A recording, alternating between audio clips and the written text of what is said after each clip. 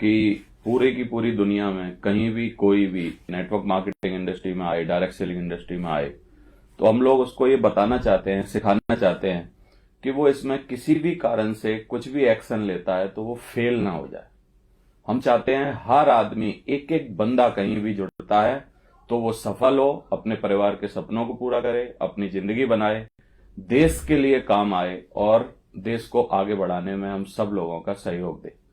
तो मेरी यही ख्वाहिश है, मेरी इच्छा है, और मैं हर बार जब भी अपना वीडियो डालता हूं, मेरा एक ही अंदर से भावना रहती है कि ये एक एक बंदे तक पहुंच जाए और उसकी जिंदगी में चार चांद लगाए, कुछ ना कुछ उसको सिखाए, आगे बढ़ाए, उसकी तरक्की करवाए। Thank you very much. Team work का हमारा काम है। टीम टूटती क्यों है, टीम काम क्यों नहीं करती, टीम परफॉर्म क्यों नहीं करती, टीम बड़ी क्यों नहीं होती, लोगों को हम लाते हैं, मेहनत करते हैं, लेकिन टीम इकट्ठी क्यों नहीं होती, वो सपने पूरे क्यों नहीं होते हमारे, उनके कुछ चार कारण बता रहा हूं। एक टीम बनाने वाला बंदा, उसमें क्या चार बातें ऐसी होनी चाहिए जो कि उसको बना दें हीरो। टीम का क्या बना दें? हीरो। उनकी चार क्वालिटी होती हैं। वो चार क्वालिटियां क्या क्या हैं वो समझ लो। नंबर 1, किसी भी टीम की या लीडर की शुरुआत होती है उसकी ऑनेस्टी और ईमानदारी से।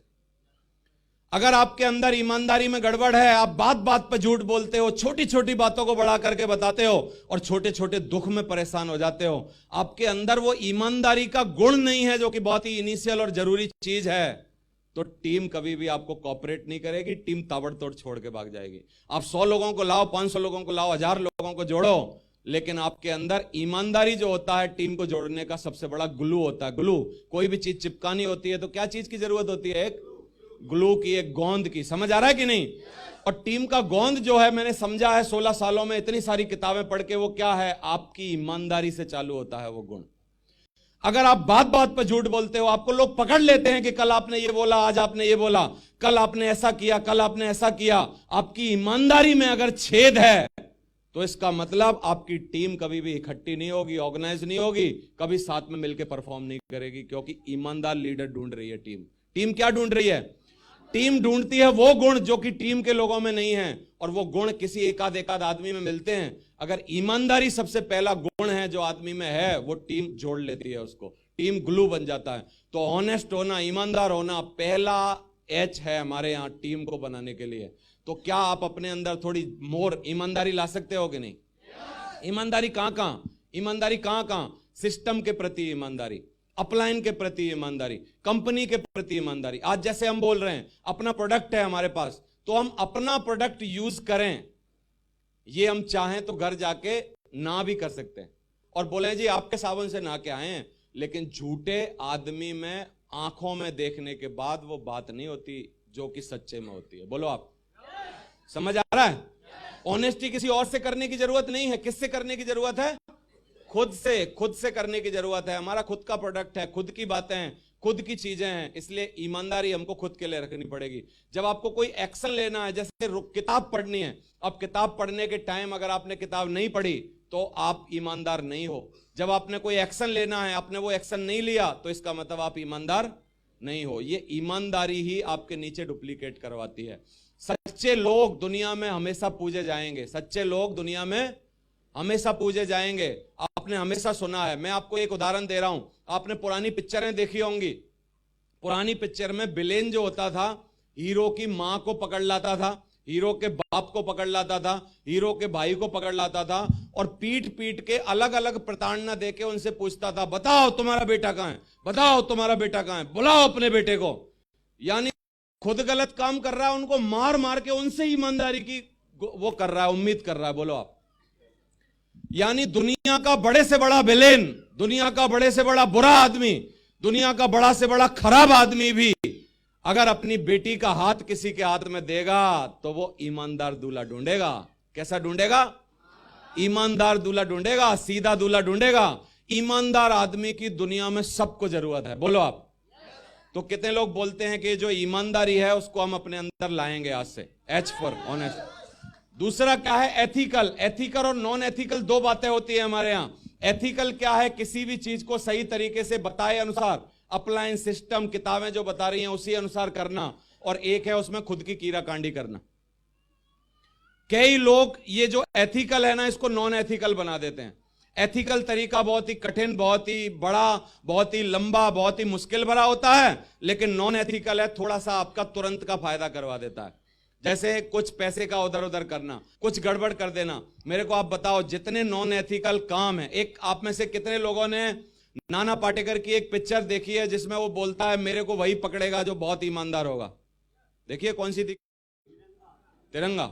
तिरंगा, मेरे को वही पकड़ेगा जो ईमानदार होगा। मैं आपसे एक बात पूछना चाहता हूं, नॉन एथिकल प्रैक्टिस अगर आप करोगे अपने नेटवर्क में, कुछ कुछ गलत बातें अपने नेटवर्क को जाने अनजाने गलती से सिखाओगे, तो क्या बच्चे कैसा सीखेंगे? एथिकल सीखेंगे, नॉन एथिकल सीखेंगे? नॉन एथिकल ना। अपने बच्चों को परवरिश हम कैसे करते हैं? हमेशा सच्चा सिखाते हैं, हमेशा अच्छा सिखाते हैं। कभी हमारा बच्चा गलती से किसी की पेंसिल उठा ले तो हम उसको तांसते हैं, मारते हैं और उसको दंड देते हैं कि बेटा ऐसा नहीं करना चाहिए, गलत बात है। और एक आपने कहानी सुनी होगी बचपन में, जो मैंने सुनी थी, एक डाकू को पकड़ लिया एक राजा ने और उसको मृत्यु दंड दिया और उससे पूछा, मृत्यु दंड हमने तुझे दिया है तो बता तेरी आखिरी ख्वाहिश क्या है? उस डाकू ने बोला कि मैं अपनी मां से गले मिलने चाहता हूं। याद आ गई होगी आपको? उसने बोला मैं अपनी मां का गले मिलना चाहता हूं। मां को बुलाया गया दरबार में, उसको बोला एक बार गले लग लो इससे, ये चाहता है। तो डाकू ने क्या किया, अपनी मां का अपने दांतों से कान काट लिया। सुना आपने? अपने दांतों से उस मां का कान काट लिया। तो सारे दरबार ने, राजा ने पूछा यार तू बेवकूफ है, तू तो खुद मर रहा है, ये मां का कान तूने क्यों काटा? बोला मैंने मां का कान इसलिए काटा है, जब मैं पहली बार अपने स्कूल से पेंसिल चुरा के लाया था, अगर ये मां दबा के मेरे में एक चांटा मार देती तो आज मेरे को मृत्यु दंड ना मिलता।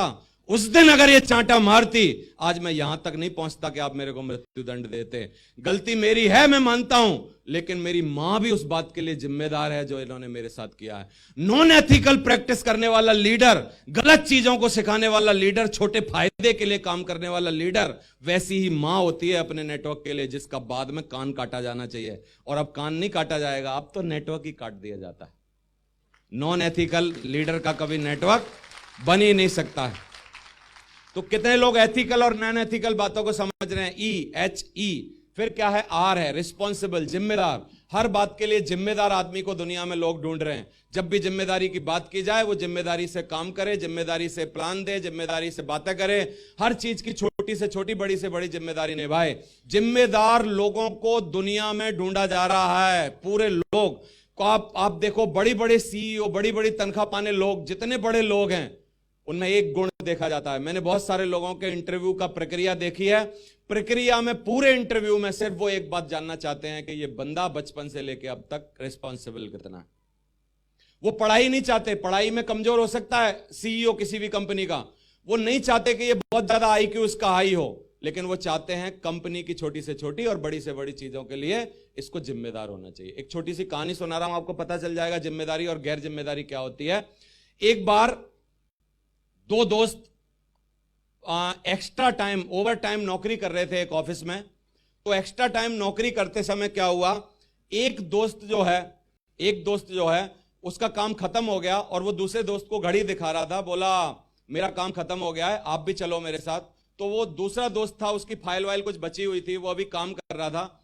काम करते करते करते करते उसको फिर काम पूरा हो गया, दोनों दोस्त साथ में निकले। थोड़ी दूर जाने के बाद जो लास्ट में काम कर रहा था, उस दोस्त ने बोला यार एक गलती हो गई। 5 किलोमीटर निकल के आगे, घर बिल्कुल नजदीक आने वाला था दोनों का। उसने बोला यार एक गलती हो गई। बोला क्या? बोला यार दोबारा ऑफिस चलना पड़ेगा। दोबारा से दोनों ऑफिस गए और उस दोस्त ने लाइट स्विच ऑफ करी, बंद करी और फिर बाहर आया। बोला यार मेरे से ऑफिस की लाइट चली हुई छूट गई थी। समझ आ रहा है? और वो 5 किलोमीटर वापस आया और लाइट बंद करके गया। दूसरा वाला दोस्त बोला यार तू बेवकूफ आदमी है, पहले ही मेरे को वहां बता देता तो मैं वापस नहीं आता तेरे साथ। इतनी छोटी सी चीज, मालिक की लाइट ठुक रही है, इसका क्या लेना देना है? कल आके बंद कर देते।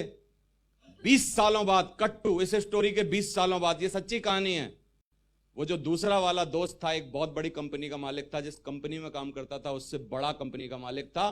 और वो जो लाइट बंद करने पर जिसको कोई फर्क नहीं पड़ता था, वो अभी भी उसी में नौकरी कर रहा था। Have you got it my point और नॉट? जिम्मेदारी के बारे में क्या बोला जाता है? आपने परिवारों में, रिश्तेदारियों में देखा होगा, बड़े भाई को जिम्मेदारी लेनी चाहिए। कई बड़े भाई मैंने देखे हैं लेते नहीं है, लेकिन किसी ना किसी परिवार में एक ना एक लड़के को जिम्मेदारी लेनी होती है। जिम्मेदारियां दी नहीं जा सकती, जिम्मेदारियां हमेशा क्या होती हैं? ली जाती हैं। जिम्मेदारियां महसूस नहीं कराई जा सकती, जिम्मेदारियां अंदर से अपने आप महसूस करनी होती हैं। बोलो आप। तो जो टीम की रिस्पॉन्सिबिलिटी लेगा, टीम को अपना परिवार की तरह मानेगा, टीम के लिए त्याग करेगा, टीम के लिए पैसा उधार करेगा, टीम के लिए मरेगा, टीम के लिए जिएगा, वो रिस्पॉन्सिबल लीडर इस बिजनेस में एक दिन जगुआर में घूमेगा, एक दिन ऑडी में घूमेगा, लोग उसको प्रोमो देखेंगे और वो आगे बढ़ेगा। बोलो आप। समझ आ रही है कि नहीं आ रही? तो कितने लोग आज से जिम्मेदारी ले सकते हैं? तो जो ज्यादा जिम्मेदारी लेगा वो आगे बढ़ेगा। चौथा ओ, ऑर्गेनाइजर। सब चीज ऑर्गेनाइज करेगा, समय भी ऑर्गेनाइज करेगा, पैसे भी ऑर्गेनाइज करेगा। हर चीज लिमिटेड होती है तभी ऑर्गेनाइज करनी पड़ती है, बड़ी चीजों को कभी आप ऑर्गेनाइज नहीं कर सकते। आज बजट मुकेश अंबानी को बनाना पड़ता होगा या जिसके पास तनख्वाह कम आ रही होगी उसे बनाना पड़ता होगा? बोलो मेरे को। तनख्वाह कम है, कम चीजों पर ही बजट बनाना पड़ता है, ऑर्गेनाइज करना पड़ता है। ऑर्गेनाइज करने वाले लोग कम चीजों में से भी ऑर्गेनाइज कर लें चीजों को, समय को ऑर्गेनाइज कर लें। समय के लिए बहाना बनाना, समय के लिए बोलना, आई एम वेरी बिजी, मेरे पास समय नहीं है, ये डायलॉग बहुत ही आसान है। लेकिन आप जितने बिजी हो उस शेड्यूल में से भी अगर आपने घंटे 2 घंटे इसमें डाले, एक दिन आपका ये परमानेंट स्लोगन बच्चों से भी जिंदगी से हट जाएगा कि मैं बिजी हूं।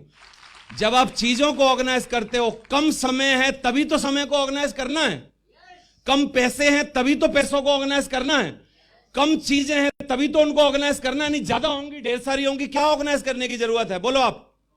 तो ऑर्गेनाइजर जो है वो आदमी क्या है? टीम का प्लेयर होता है। ये 4 बातें कितने लोगों को समझ में आ गई कि 4 क्वालिटी होती हैं? H for honest, E for ethical, R for responsible और O फॉर ऑर्गेनाइजर। ये 4 चीजें अगर कोई अपने में ला दे तो वो हीरो बन जाता है टीम का। टीम उसको पूछती है, टीम उसको पूछती है, टीम उसके बातों में रहती है, टीम हर बात उसकी मानती है और ही मेक शेड्यूल एवरी डे। वो हमेशा रोज का शेड्यूल बना के काम करता है और जिंदगी में ऐसी भागा दौड़ी करके एक दिन डायमंड बन जाता है। समझ में आ रहा है बात आपको? तो कितने लोग ये हीरो की क्वालिटीज को आज से ध्यान देंगे? साथियों, आपका बहुत बहुत धन्यवाद इस वीडियो को पूरा देखने के लिए। हमारा एक ही प्रयास रहता है हमेशा कि हम लोग आपको कुछ कंटेंट दें, कुछ सिखाएं, इस इंडस्ट्री के बारे में बताएं और आपका प्यार पाके हम लोग बहुत ही कृतार्थ हैं, हमको बहुत ही अच्छा लग रहा है।